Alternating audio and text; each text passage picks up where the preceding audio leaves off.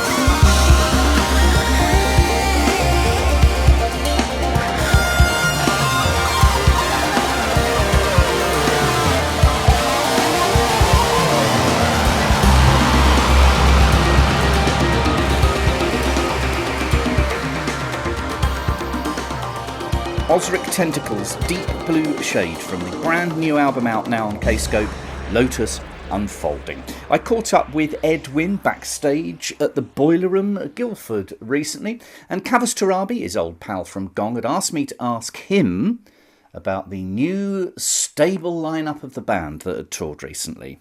For that tour, it's pretty solid by the end of it, you know, loved it, and all smiles all round, and yeah, it was great. What was so lovely about watching you tonight? I think probably I'm getting soft in my old age. Probably that's probably what it is. Right. But I got a bit under the heat. Yeah, I got a bit. Me and Wilkesy, I got a bit emotional because I can't think of many groups that have a father and son in them. It's a pop quiz question. Yeah, all right. Pop quiz question. Yeah. How many is there? Right. I don't think there's any. And it was really lovely to see that. There must be. There must be. It's such a nice thing. What advice have you given the boy, the lad, the kiddie? I've told him, pull your socks up and behave yourself. Get to bed at 8 o'clock. Good advice. Well, it's way past his bedtime. Well, exactly. But he hasn't listened to a word of it. And so basically, I did not tell him to make music. But he sort of has heard it all his life. And suddenly there wasn't a keyboard player in the band. And we thought, well, come on, Silas, sort it out, and we taught him some keyboard parts, and then he started getting his guitar thing together, and sort of took the reins, and now he's pretty much running the whole show. Really, I love talking about him as though he's not here. What have you learned from him? What have I learned from him? How to behave slightly better, perhaps. Oh, if anything, actually, he keeps me in check. Makes sure I don't get too wayward there. You know, he's like a sane voice in an insane world for me. Little guiding light of sanity, and he's got a nice new brain which hasn't been pummeled by the beautifully addled. The dynamic on stage is interesting tonight because it's him watching you. Oh well, yeah, maybe it is. Is he watching you for cues, or is he just making sure that you've sussed that the next bit's coming? Probably by now he's probably just making sure that I haven't lost the plot and gone too wayward with the older guitar solos. I have to admit, that's what I thought. Yeah, these solos take me out into the outer realms of some dimension, you see. And as long as there's somebody there keeping one eye on me, it's like a kite. When it gets too far in the wind, you can reel it in a little bit. And yeah. What's so lovely about coming to see OZRIC's is that one kind of knows it's always the same but always different. But certainly one of the things that's always the same, one knows, is that you're going to have a smile on one's face, and you're going to be amongst some lovely people, and yet the music is abstract. You're not saying anything, but you are saying something. Can you let's analyse it. Why is it that your music is abstract and yet it attracts all these lovely people? Well, me and Silas, we were having this conversation the other day, and we suspected there's this realm where it all dwells, all that amazing fucking cosmic music that dwells in this realm. And if you get the right bit of music, you can open a little doorway and have one view, taste a little bit of the essence of this realm where music simply is. That's very obscure, isn't it? But we did have this conversation the other day, and I can't remember what the question was, but you did ask something. It appears to be abstract, and yet it says quite a lot. Sure. No, and in that way, you see, it's a direct message of basically what we're trying to put across is to be up for, keep it clear, keep it nice, keep it lovely, life if you can. That's how our philosophy works, and we try and portray that in the music. So sometimes people come along and they feel some of that, and when they do, and it sometimes cures them of all kinds of things, hopefully on a good day. So again, what was the question? Well, my answer to it is that it's tidy chaos. Thank you. That's much easier, isn't it? I was also back me up on this. I've said this 100 times if I've said it once. But if I was running a record shop, I would file Ozric's under funk. People say to me, Billy, why do you like Ozric's? Do you like funk? Funk is my favourite thing. I'd say to them, because Ozric's are a funk band. Can do that at times, yeah. All right. That's doesn't often get said, does it, that one? But sure. Yeah. If you want fun, you see, we try. Is that all right? Yeah, I mean, fine. I like it. Hearing that. Yeah. And I think the current album is very funky. Do you? I thought it was very. There was more acoustic guitar than I expected to put on there. But it's fat. It's PHAT. Yeah, it is. It is actually. Yeah. It's bassy. Yeah, I think the new guitar that I got has got very heavy strings on it. This acoustic guitar. So it's a bit more clunky and thumpy and maybe funky. It totally is. Do you, when you finished a piece, is that when you title it? There's not very many groups that would think of calling a song Burundi Spaceport. Which way round does it happen? That happened at the end. Sometimes it's the very first thing, because when you start one little idea on the computer, first thing you have to do is save your idea, and it asks you to name it. Naturally. At this incredibly young stage in its life. So that's sometimes how those things, it's like naming a little infant before you've met it, probably, or something, So either way it can go. Sometimes they lend themselves to what's going on there, like Burundi Spaceport sounds like a spaceport in Burundi in Africa. It's completely what it sounds like. Exactly. So, and I saw the title and I kind of knew what it was going to sound like, Tidy Chaos. Exactly, yeah, there we go. That's a good title as well. There.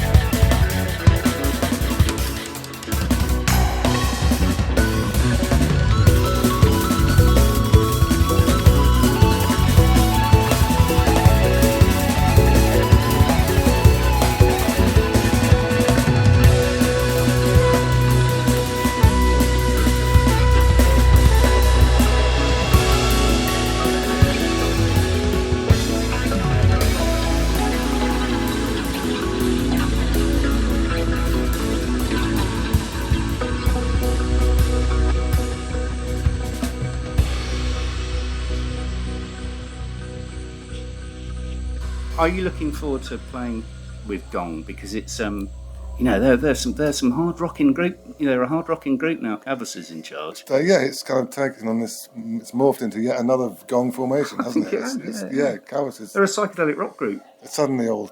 Yeah, I mean they always kind of were, but they've kind of pumped it up a bit, haven't they? Yeah, totally. Yeah. Yeah, no, they're really lovely to play with. We don't normally have very separate dressing rooms. We're all just bundled in there being silly together, and it's all wonderful, really. That's a shame, actually. I'd rather like you in separate Winnebagos. Oh, well, maybe once we do our sort of reform, if we ever split up, we'll do a reform and do it in our little... Christ, that is a lot of people in a room this size. What, with everybody? Yeah, with with the full Ozrics and the Gongers flipping out. Oh, man, that's a lot of people. That is a lot. In fact, you wouldn't need to sell any tickets. It'd be full anyway, wouldn't it? You've done gigs where there's been more people on stage than in the audience. I certainly have, yeah. They're Has Silas ever done that? Well, no, maybe not, but I remember one gig where we were on stage and in this tent there was one guy asleep on a hay bale and 4 goats. And that was an amazing gig, actually. That was right through the night. Well, hold on a minute, though. That means there was as many limbs in the audience as there was on stage. That's for sure. But the next morning, everybody said, nice gig in the thing. And we thought, well, what are you talking about? You weren't there. They were all in their tents, tripping their faces off, listening to this gig going off. And they loved it, so... What happens next with music? I mean, I think we're in a really good place. Personally, I think that people perhaps appreciated, if I'm being really daisy-age about it. I think people, when we lost live music during COVID, we realised what we'd lost, and perhaps we take it for granted in this country a little bit. What's next? Are we in a healthy place, do you think? Certainly with live music. I think because everyone's trying to dodge the AI stuff, aren't they, right now? Yeah. So a live gig is actual people actually playing actual things. Yeah. So that's going to be interesting, and it's a real thing. I don't know. It felt weird during lockdown. We did do a couple of gigs from our studio, so projecting out there, which was kind of interesting. I'd always wanted to do it, but a little one-sided or something, a little odd, a little remote. Maybe.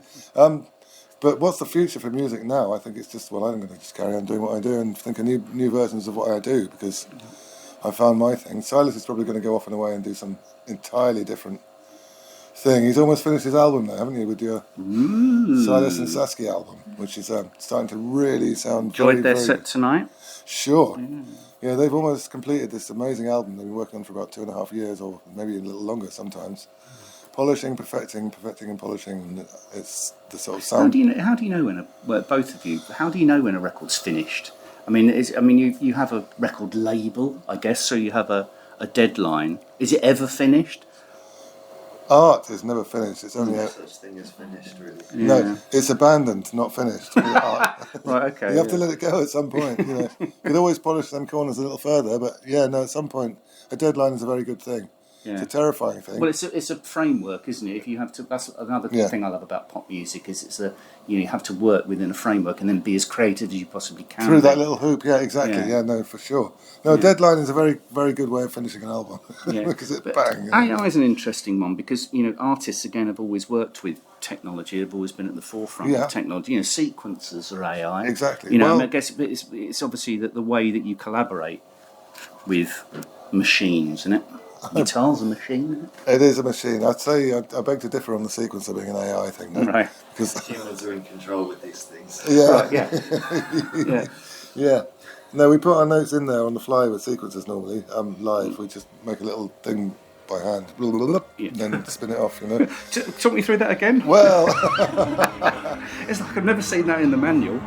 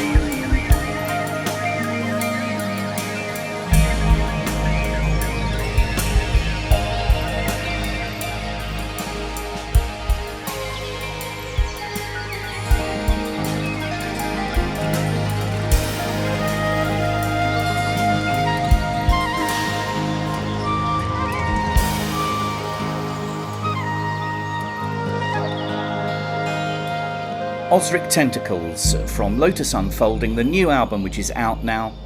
That's the title track, Lotus Unfolding, and before that you heard Burundi Spaceport. And as mentioned there, Ozrics are going out again on tour with Gong in November and December, and then again in the spring, in March of next year.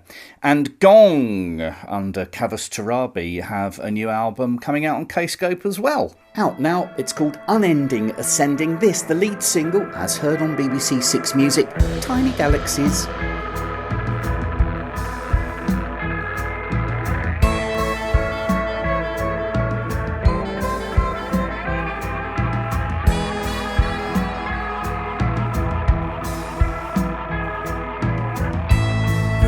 Telescope up, you'll see infinity.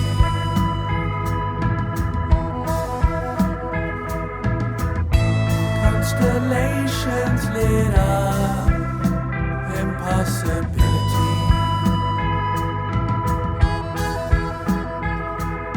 Don't look down the other end.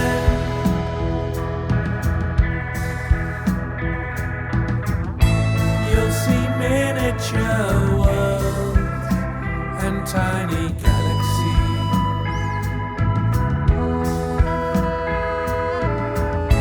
In the subatomic dreams of our deities. Now the magnifier's in place.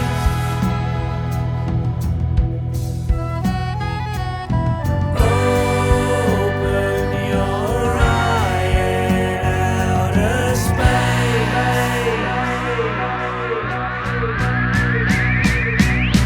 And when the spyglass in the universe, your zero gravity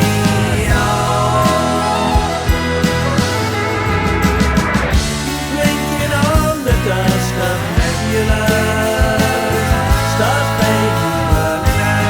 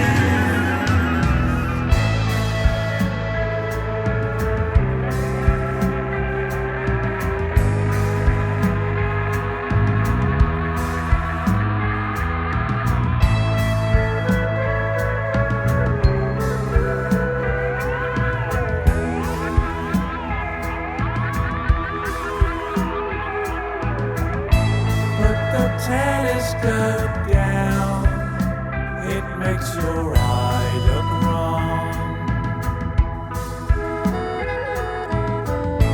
Can you hear the countdown?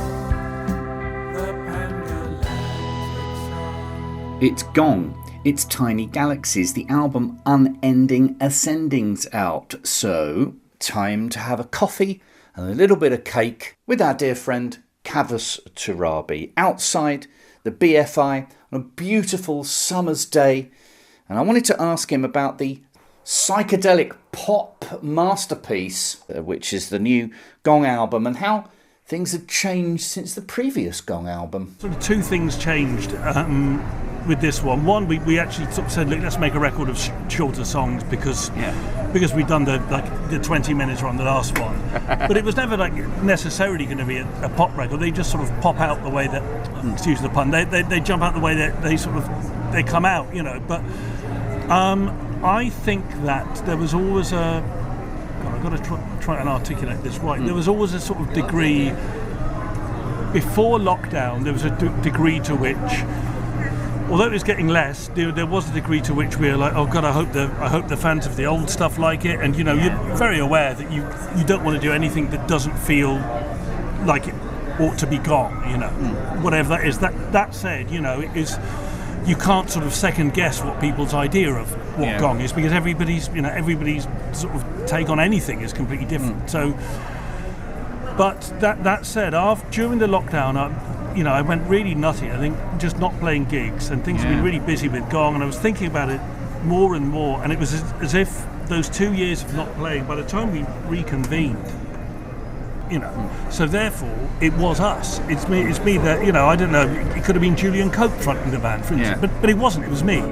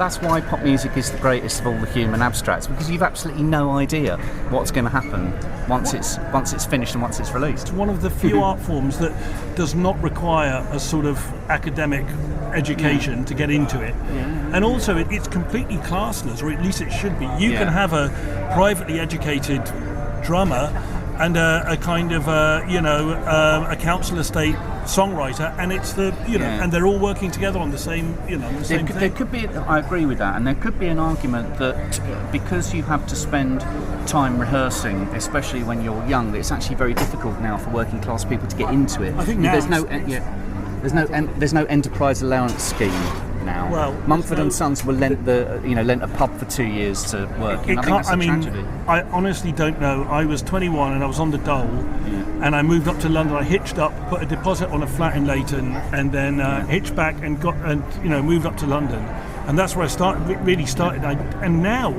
I can't even afford to live in London anymore. I'm not in London, but I could if I was like 21. Ironically, now you're a professional musician. Yeah, that's but how would you do it now? I mean, I look back on it. It was a different time. It would literally be impossible, I think. Yeah. There's lots of Kavis Torabis around at the moment. I assume you've cloned yourself. Right. Do you have to look at your file of facts and go, which band am I in today? No, not quite. Although I'm slightly worried I may have taken on more than I can chew in the next few months. But bitten off more than experience, but I might have said yes to too many things. But let's see. I mean, I like being, at the moment, I'm in a position where I don't really have any outside responsibility, so I can just be. Is that the damage of COVID as well, in that you couldn't work? And maybe that's you've gone from famine to feast. But and then I've been trying to do this all my life, so now it's here. I'm just trying to keep really, really busy. We touched on this the last time I spoke to you, and I was thinking about it on the way up, and we've touched on it a little bit there about Gong being people's favourite group. You know, there's quite Gong are a popular group because they're people's favourite group, and the popularity seems to still be there because there's quite a lot of work. But it must be enormously pleasing that there's Gongsters, that there's Planet Gong. It's really, really incredible. I mean, for all of us, this is our kind of, this is sort of our main band, our main band. And it could have died on its arse, and really, I mean, it could have been. I mean, I was really, when we first started, I may have said this to you before, I was really, really nervous about how it was going to be perceived, and also because you can't go in too much as a fan, because I think then you'll be too beholden to this idea of what you think it should be. You've got to almost play a bit fast and loose with it. I know, and of course there'll always be a couple of Gong classics that we'll play, but we'd rather be playing what we're doing now, and while people really I guess there are Gong classics that are fun to play, and there would be Gong classics that would be quite painful to play, both emotionally and physically. Do your tendons in? Maybe. I mean, the one problem, David's voice is higher than mine, so I sing stuff I've written much better, of course, so there is that. But then also, I don't know, it's just that people are, we get lots and lots of positive feedback from people that this is what they want us to keep moving into what we're doing. I think that's partly David's legacy as well, is the way I look at it, because there was plenty of iterations of Gong, and there was plenty of movement in Gong, and Gong were number one in a field of one. A lot of the time. What happens next? I mean, you're really busy. Gong have been invited to perform at lots of pop concerts over the next 3 seasons, I guess. You've got your Scandinavian trip, and then the 2 trips out with the Ozrics. Yeah, that's right. Yeah. And the crazy world of Arthur Brown. The Ozrics, I guess there's a certain simpatico with fans, and there's a certain simpatico with Ed. What can we expect from the double dip psychedelic experience of the joint tour? We did one last year. With Ozric, and got on really, really well. Both bands. I mean, we toured with Ed anyway, and he's a pal, and Silas and Saskia and what have you. We're all pals anyway. But it was amazing. I think one of the best tours either of us have ever done. Regardless of who was headlining, it went down really, really well. Headlining, we're doing both doing the same length sets, but whoever was first or last. We didn't even know that we were, it could happen again, and straight away all the promoters were like, let's do that again. That was amazing. So, and we both got new albums out. That's what's so great about it. Label mates. Right? Both got albums ready to go around the time that you're hitting that second lot of tour. Was that? I just love to think it wasn't deliberate, though, was it? It wasn't deliberate. I'd love there to have been a meeting in a yurt somewhere.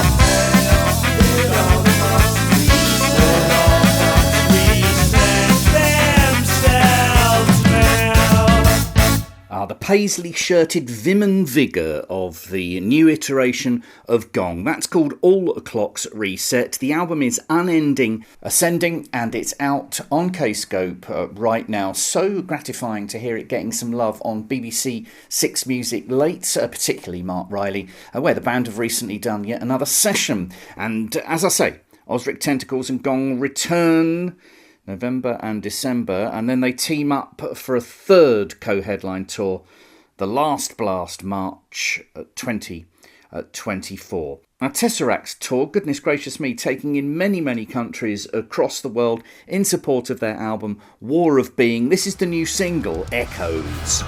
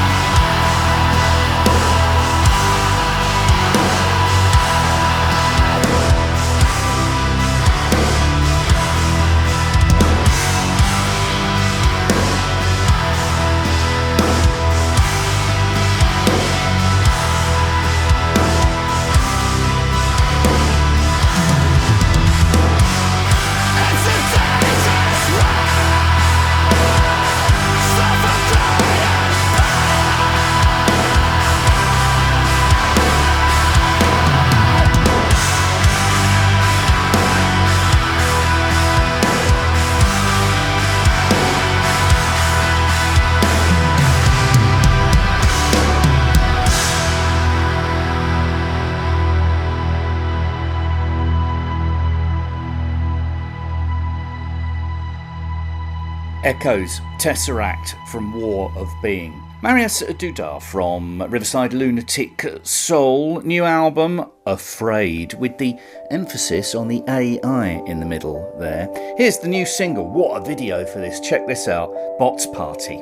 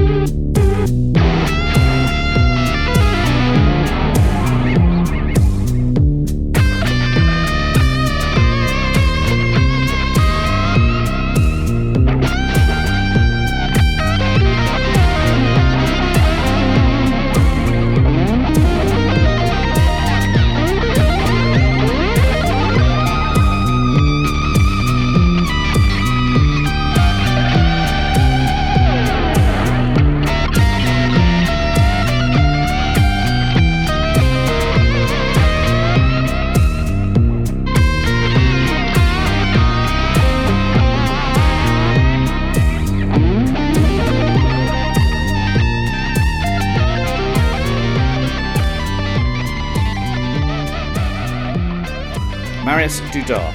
The album is called Afraid. It's out on November the 17th. That's the new single, accompanied by a brilliant video, Bots Party. Right, bit of housekeeping. OZRIC Tentacles and GONG then, out November, December, and then for the last blast together, March 2024. Bruce Sword, there's a new video for Lie Flat, the latest single from his album Luminescence. What a lovely Kscope night out we had at Nell's in West Kensington recently to see the Bruce Sword trio. And our friend the acoustic guitar virtuoso John Gomm is out on tour, accompanied by acclaimed composer, the cellist Joe Quayle. The Parallel Worlds tour will take place across the UK in December and then into January. John Gomm's classic Passion Flower has been shortlisted for greatest acoustic guitar song of all time. Vote now. Guitarworld.com. Here's what it sounds like.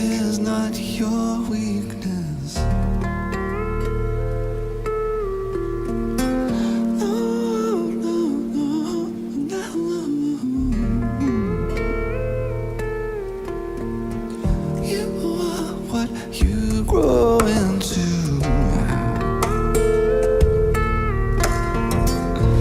You're not what you were.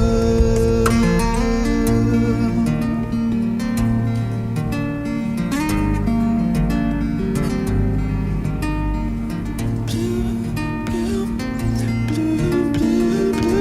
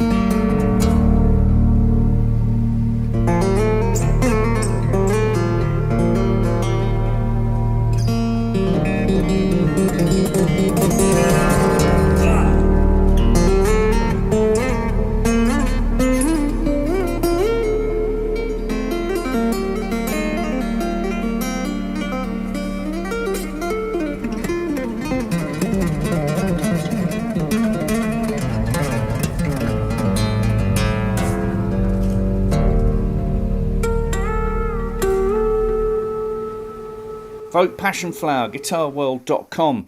Bit of the live version of Passion Flower for you there. I know that Joe Quayle has been collaborating with Lef from ORK on a track called Matcha. Pretty amazing. Check this bit out.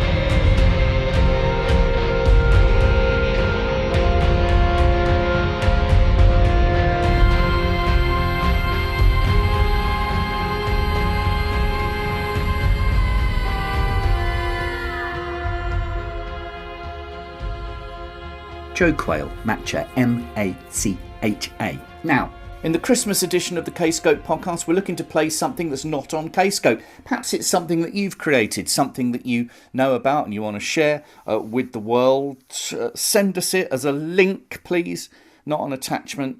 Listen at kscopemusic.co.uk. And in the next Kscope podcast, do please like and share and tell all your friends about it. We will be speaking to MARIUSZ DUDA about Afraid, and also to Daniel Cardoso in this parish, best known for being the drummer and keyboardist of the much missed Anathema. Reason being is that Daniel and KRISTOFFER RYGG's classic album as head control system, Murder Nature, is getting the full Kscope reissue treatment on the 17th of November. So from that then, this is Baby Blue. Billy out, speak to you soon. Ta-da!